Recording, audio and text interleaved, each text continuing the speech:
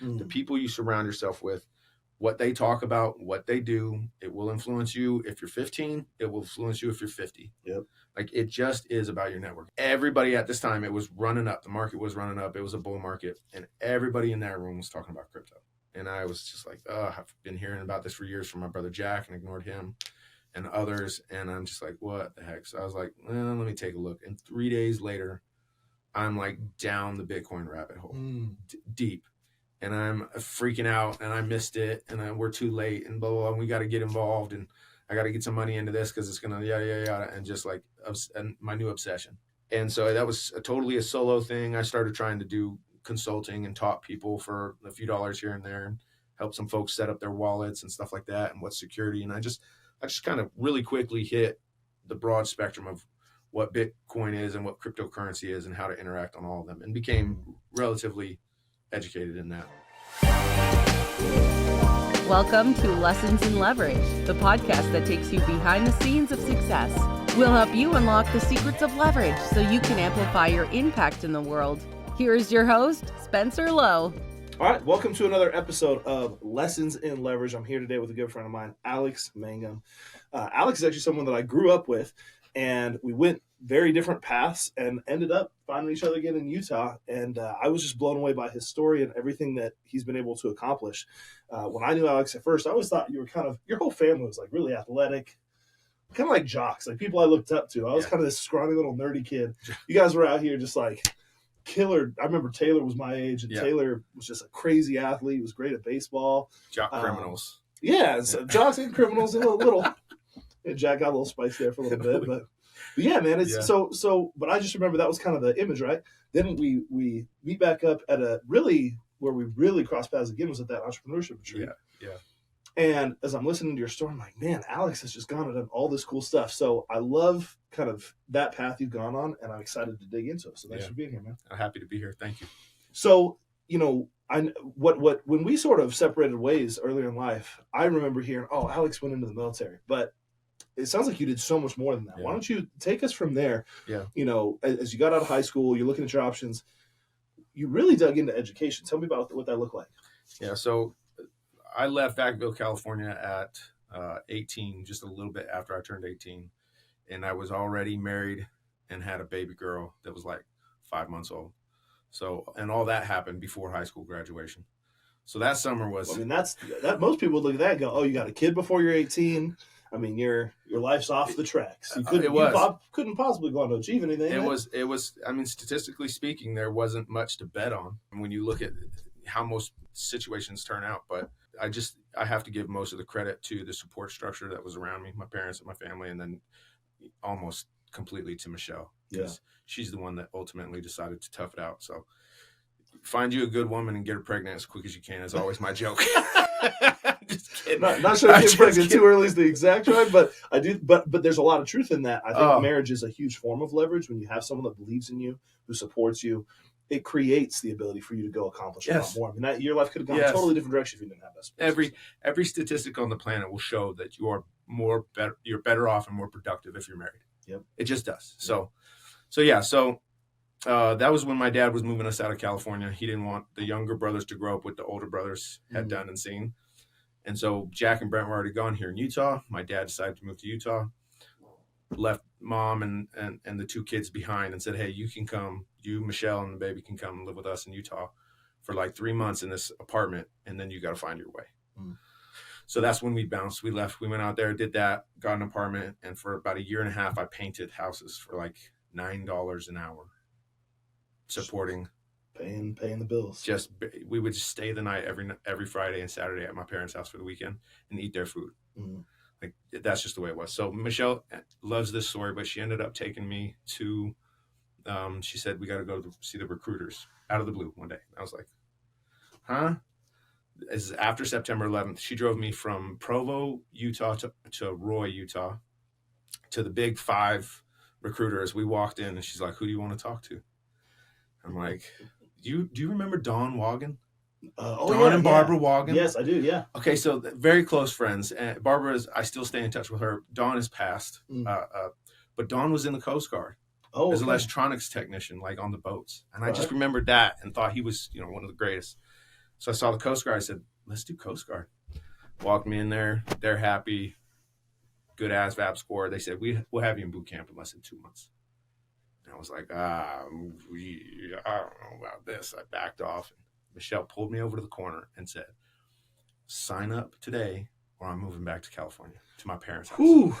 Because I didn't understand the depth of it, but she was done with being poor, done with not having friends, family around, done not having, like, window shopping at the dollar store. She was done. Yeah. She wanted to change. So I turned around and said, hey, who's got a pen? Like, what's up? Signed up, boom, I'm into the Coast Guard.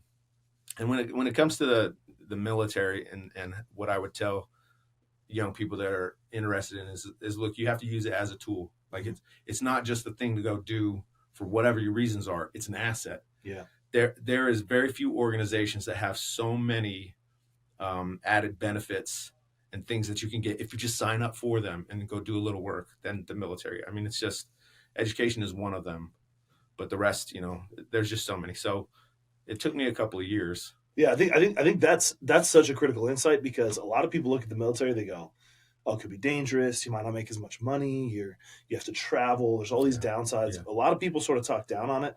I know growing up in the military with my dad in the Air Force, I mean, he got two associate's degrees, a bachelor's degree, and a master's degree, all paid for by the Air Force. Yeah. By the time he got out, he had built multiple different skill sets. He worked in security police for a while.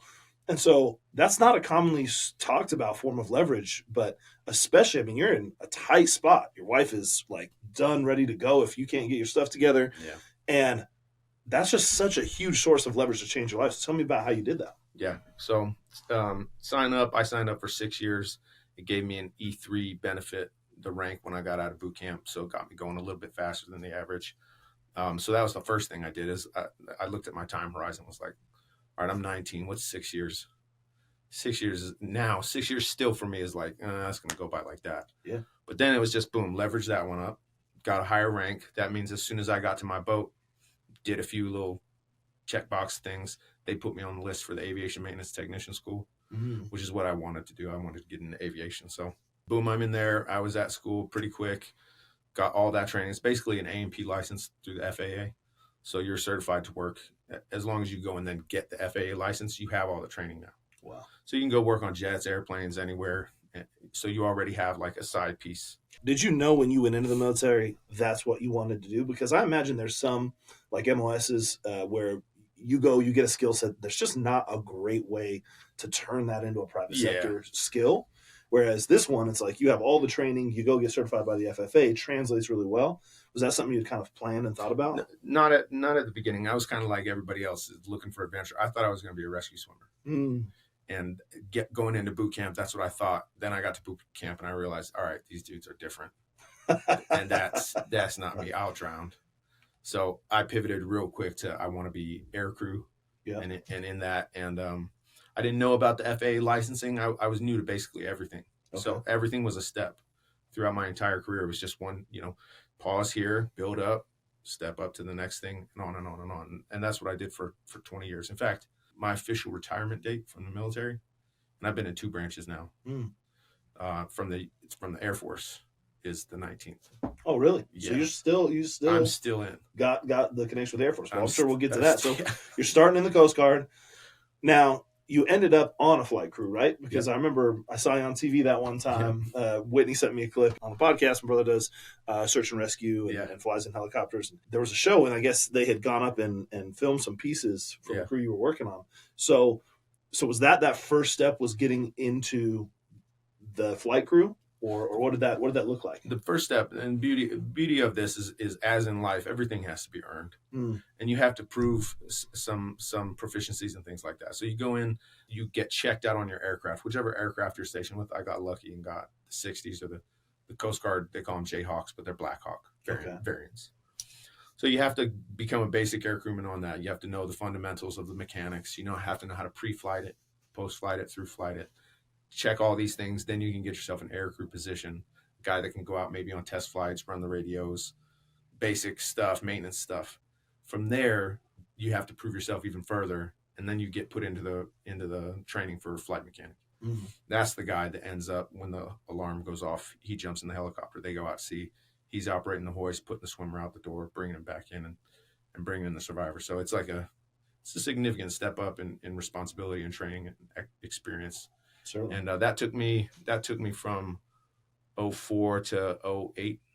Took me 4 years to get to kind of work into that. And I'm sure Whitney would understand that that's to get to where he is. It took a long time and a lot of, he beat the pavement for a while. Yeah. Yeah. So you have to. he and I have had some conversations. So yeah, it takes some time and takes some education, but you just, And so all in all, you thought you're going to be a swimmer. You're right next to him, controlling, doing the hoisting, all that. Yeah. What was that experience like? It came with some PTSD. Yeah.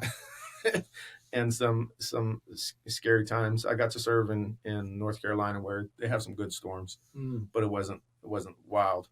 And then I went to Kodiak, Alaska, and served there for 3.5 years, and saw a lot of people need rescuing up there because the circumstances just get away from you so quickly, and life's, man, it's fragile. So did that for 3.5 years up there until the whole pivot in my life happened. And like I was saying earlier, the whole dynamics of the military changed around 2008 and 9.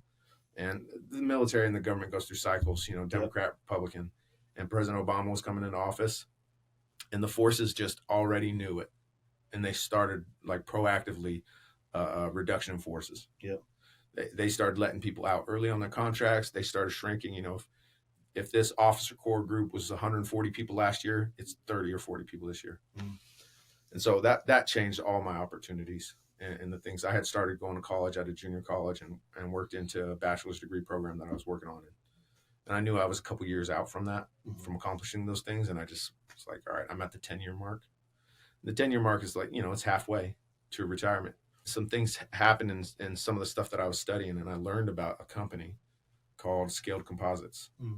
And if anybody remembers they did Spaceship One, the first private company to send a rocket or a crew into space twice in 2 weeks, and they won the Ansari X Prize. So kind of in the vein of what's the name, the Spirit of St. Louis pilot. Dang it, the guy who flew across the Atlantic. I can't believe I'm dropping his name now. Everybody's going to be so mad at me. But that started because it was a competition. They offered $25,000 to anybody that could do that, and it stimulated it and was accomplished. So in that vein, they did this, and Scaled Composites came along and said, "We'll try." At the very end, they teamed with Richard Branson and Paul Allen. Richard Branson is now Virgin Galactic, and they're sending people regularly every month in their version 2 of that. And I just became enamored with this company. Like I thought it was incredible what they're doing. Civilian guys would come off the street, get enough training, and then be in a position for flight crew. Wow. To fly on these rockets, to fly on these weird aircraft. I mean, they just make the weirdest stuff. So right about then, I was like, all right, do I pivot again? I've been on this plateau. I already have my flight mechanic license. I'm already applying for these programs. Like, most things are met. What do I do now? Do I just linger here with the military as it is dwindled and carved down for the next 8 years, which it was? Or do I take an opportunity? And I want to be the rec for the job, said aerospace engineer. And I was like, well, I'm in aerospace. Yeah. How hard could this be? And so I very quickly, as I do in my little manias, when I decide I'm going to do something, I went to my advisor and said, hey, switch me over. She said, you can't do aerospace engineering online. It has to be in person. A week later, I said, hey, you got a certificate of engineering through Worldwide. Start me in there. We'll get the first 2 years out. She goes, you have to be in class in Anchorage. Oh, my goodness gracious. So 2 months later, I put in my request as they were letting everybody out, like E4 and below, E5 and below. If you want to get out off your contract, go ahead. And I said, hey, I would like to get out based on this program and this program to go and educate myself and go after professional development. Both of them fully qualified. They said no. And I reapplied for that every 6 months for the next 2 years. And they turned me down every single time until my contract was up. Wow. So is it a kick in the nuts or is it a compliment? I don't know. But they said, we'll let them go, but you're not going anywhere. And so I was stuck, but I kept working on everything. Again, using the military's education benefits. They're paying for everything I'm doing the whole time. Now I'm going to get out. I'm going to go to GI Bill. Yeah. And it's different. So tell me about that. So what's the difference there? So while you're in the military, there's certain education benefits you can be getting. And then everyone, I think, has heard of the GI Bill in terms of getting some of your college paid for. So how did that work? How did you get all that? Sure. So tuition assistance is the thing for active duty. Okay. And that can be up to $5,000 a year, or it's probably a lot more now. But what I watched every single education institution do on that tuition assistance for military folks is if it was $100 a credit hour and the military gave you $85 a credit hour, that's about what it was. You had to come out of pocket like $15. Okay.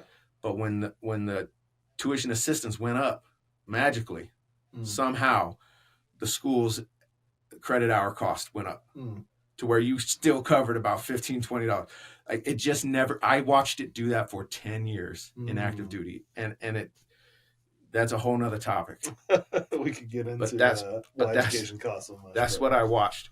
So tuition assistance, active duty, you get a little set amount every year. You just apply for it and you get it. When you get out and you get the GI Bill, that's a bigger package. That's you paid in about $1,200 in your first year of duty to buy into this upgraded package.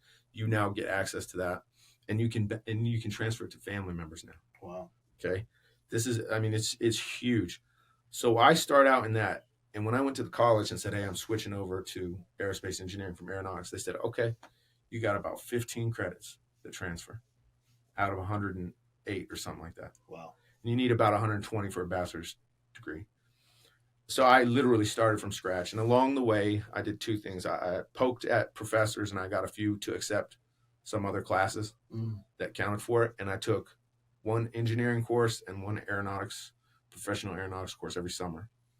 So with that, by the end, when I got to the end, I got both bachelor's degrees. Oh, awesome. From Embry-Riddle, and graduated. And I've told people that I calculated it up, and I'm certain that also comes with a stipend, a living stipend of like $1,500 a month, just the GI Bill. Yours, yeah, the GI Bill.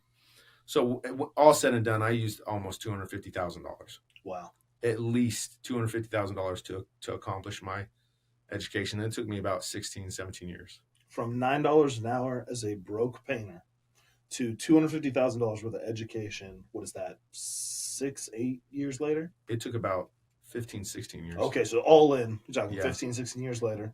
So you go from 20 to 35-ish. Yeah. And you're talking about being in a totally different place. 2 bachelor's degrees, educated, all the skills you acquired from the military. Yeah. And you're coming out now, although it sounds like you didn't fully get out. So tell me about, where did you go from there? Yeah, because again, you need to leverage your talents. You need to leverage your resources. Everything in life is about leverage. Always backing it up and making sure that you're good to move forward. And that's what I was looking at 10 years with the Coast Guard. It's like you're halfway to retirement payments for the rest of your life, immediately starting as soon as you get out. Yep. And the benefits that come with that. Or you're going to bounce and you're going to go try and do this degree that is, it was horrible, man. It was like 80 hours a week for sure, all the time. Yeah. So, what are you going to do in the meantime? You got a wife and 3 kids. So it was like, all right, asking friends around, do I go into the Coast Guard Reserve and now have to travel from Arizona to the beach once a month, blah, blah, blah. What am I going to do? I ended up finding the Air National Guard in Phoenix. And I went down there with my resume and everything. And they were like, what do you want to do? I said, what you sign me up for? They said, you can do like 9 different AFSCs or MOSs. They're like, your training, you could do this. With the beauty of the Coast Guard is we did so much more with less. In aviation, we had 2 rates: aviation maintenance technician, aviation electronics technician. 2. The Air Force has like 30. Every person does this one thing, and that's all they do. And they tell you, that's not my job. I love the Air Force. I've loved my time in it. But I went over there and they said, you could do 8 or 9 of these things right now. We'll just waiver you. So I said, which one of these gives me the least chance of getting deployed while I'm going to school full time? Yeah. And they were like, that would be NDI. The guy from the back raised his hand. And that was a side collateral thing. Again, a training that I got because someone came on the hangar deck one day and said, hey, who wants to train NDI? And I raised my hand every single time ever. They said, who wants to do this job? Who wants to go to this school? For whatever it was, I was in the back going, yep, give me that thing. Just filling up my resume. Yep. I did that for 10 years in the Coast Guard. It ended up being the one thing in the Air Force that literally gave me the least. I never missed a single semester. Wow. They just didn't want to deploy NDI. So I cranked away at it, ended up graduating.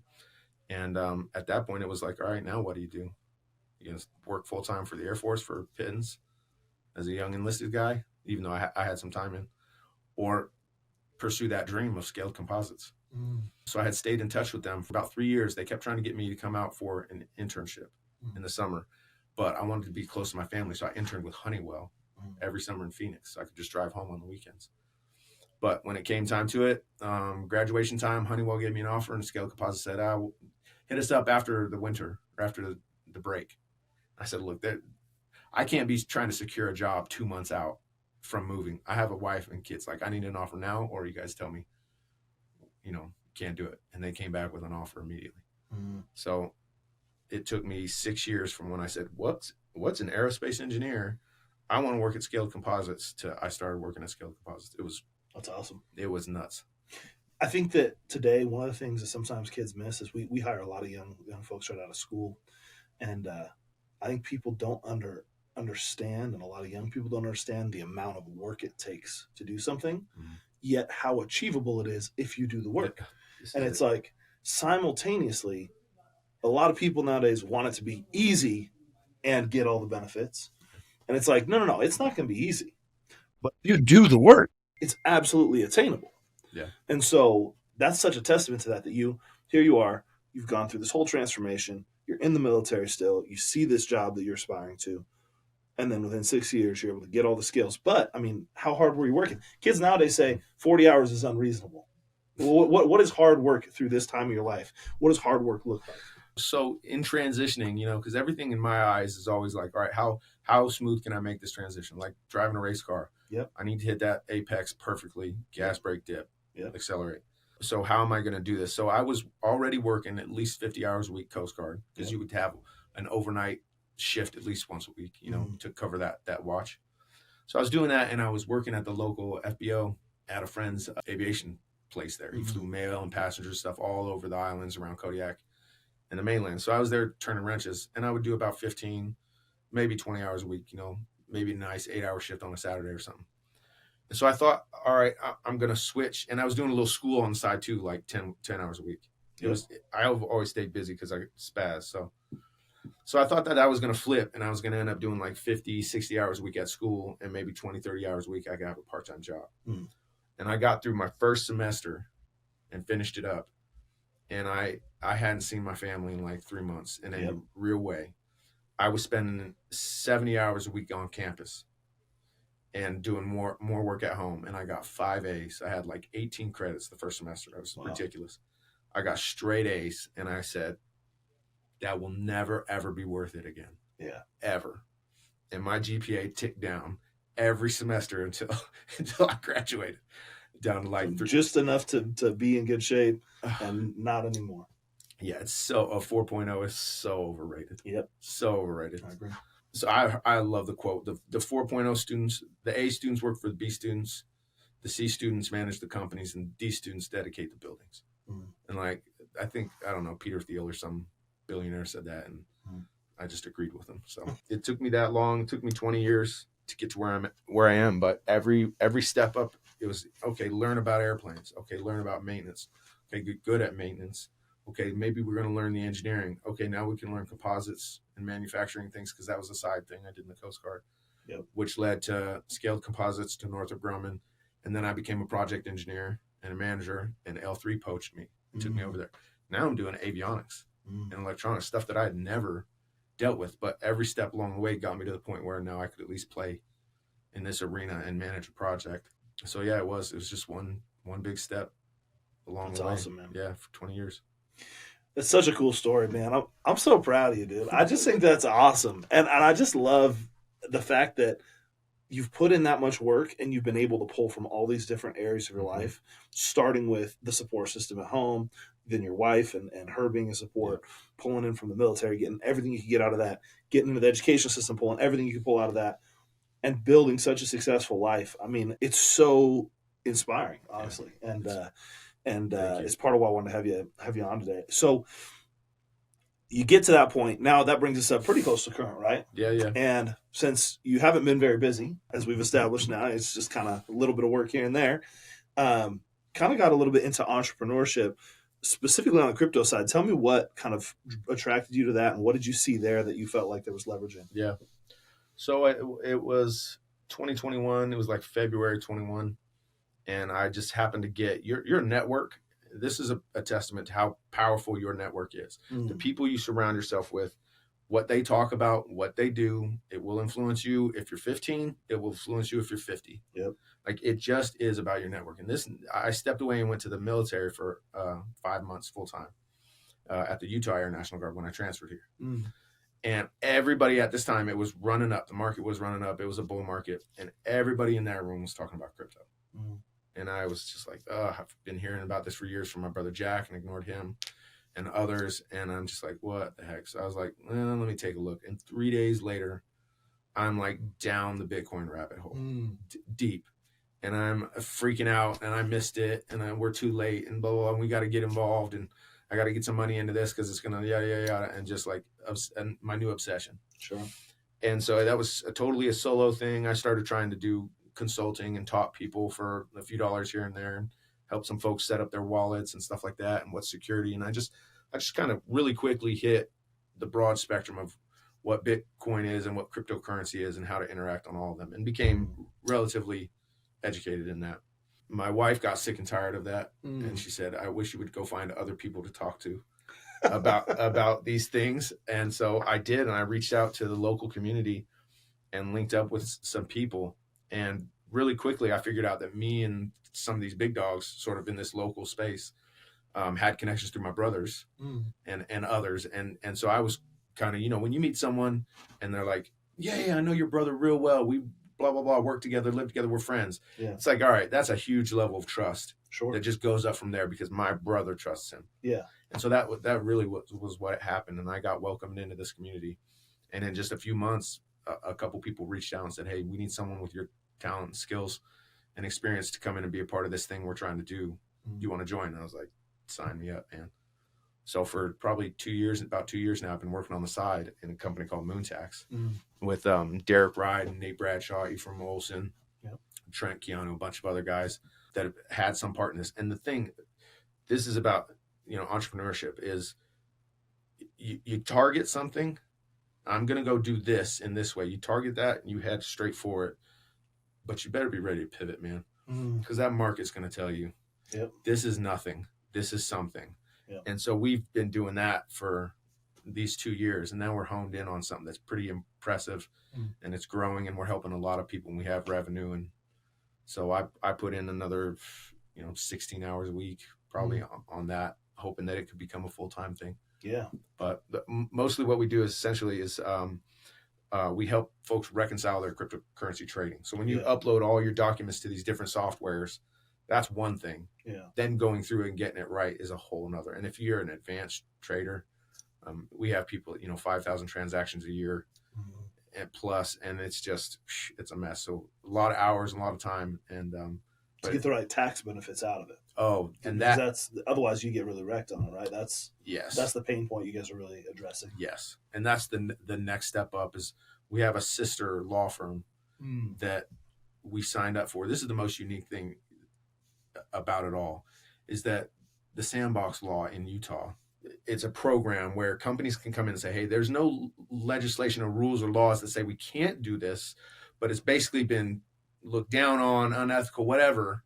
We want to do this because it will benefit client in this way. Can we get a license to operate an ABS, an alternative business structure? We went to them and got that. Oh, nice. And since then, they have paused the program because they had too many applications. So we are, as far as we know, the only non-lawyer owned law firm in the nation that can share referral fees. That's interesting. That's really literally, because it's not allowed. You can't give me a referral as a non-lawyer and then I say, hey, thank you for that. Here's a referral fee. We got the authorization to do that. Now we can partner with other cryptocurrency reconciliation providers, software providers, and say, hey, here's a white labeled website. Here's the referral. Here's what we can do to save your clients. Because people talk about cryptocurrency tax legislation. There isn't any. There is guidance that has been put out, non-binding guidance. And then you have to go through it and figure out, do I pay? Do I not? Did this count? Is this a taxable event? Is this not? It's so ambiguous right now. So if you go out and you do This is, again, leveraging your solution has to be backed up by something, right? You go out and do your research, and then you write it all down, take your notes, you pay your taxes, they audit you, and they say, why didn't you pay your taxes on this, this, and this? And you go, well, here's my research. And they look at it and they go, well, this is unreasonable.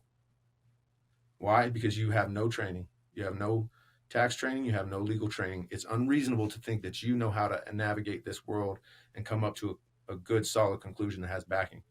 So with that, people are leaving tens of thousands, hundreds of thousands of dollars on the table. Not just worried about potentially getting audited, and so they're just overpaying in taxes on stuff where they could if they had the right legal backing.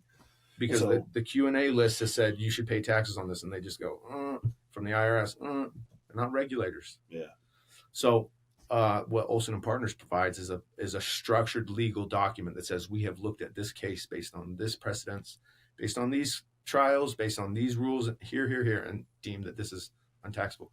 You keep that in your back pocket. You file your taxes. If they come back and say, what's up with this? You present and you say, this is why I have my tax strategy. And they go, all right, that's reasonable. That's reasonable because a professional did it. But, we need to talk about this, that, and the other. And you go, okay, let's negotiate. If you have to pay some back, you have to pay some back. But you're not going to be penalized. Yeah, that's a big thing. Because you took the correct step in that and got your professional backing, and you were advised and counseled by. So that's another thing in life is if you're going to do big things, get good, solid advice and counsel.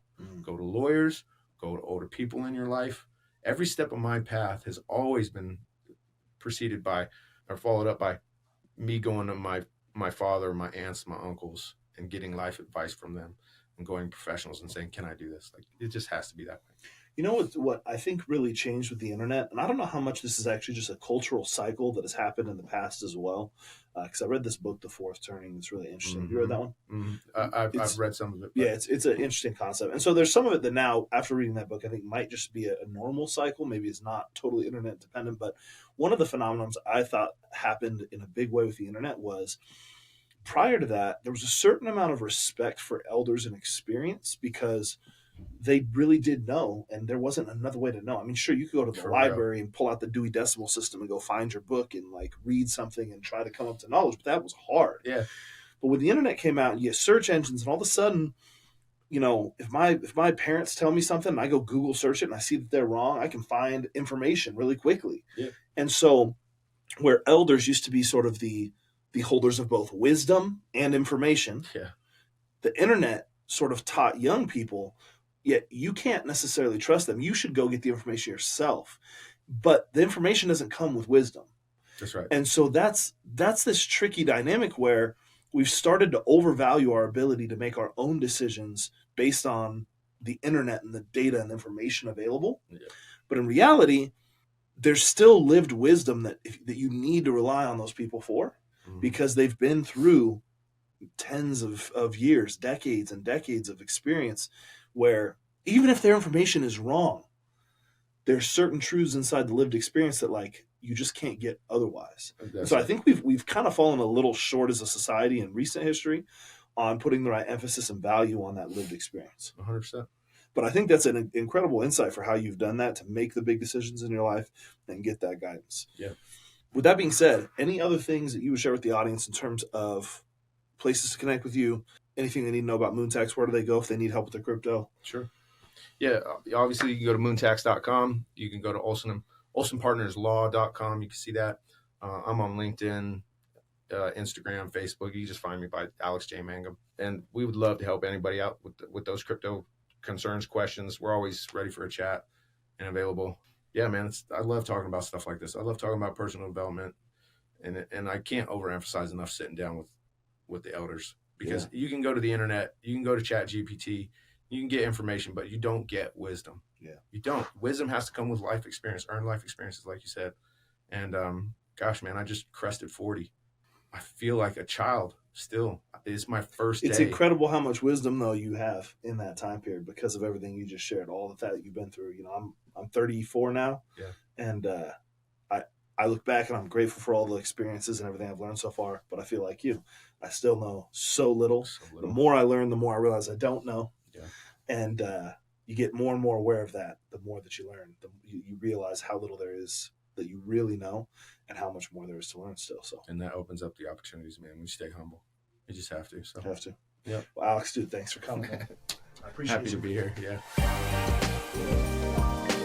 Hey, before you go, I have a small request. Our mission is to empower as many people as possible to maximize their potential through the power of leverage. Could you help us in this mission by leaving a review on iTunes, Spotify, or YouTube? And if you know just one person who would benefit from today's episode, would you please share it with them? Your support means the world to us, and we are thrilled to have you in the community. Thank you for being a part of our journey and helping us grow. You can find show notes for today's show and past shows at lessonsinleverage.com, which also has links to connect with me personally and connect with our various podcast channels across your favorite social networks. A big thanks to Solve.cloud, who sponsored this episode. They're a group of expert consultants that help SaaS and financial services companies to implement, optimize, and manage Salesforce.com. They can help you with custom integration solutions and are helping customers to implement some of the most important generative AI technologies. You can find them at solved.cloud. That's SOLVD.cloud is the URL. Thanks again, and we'll talk soon.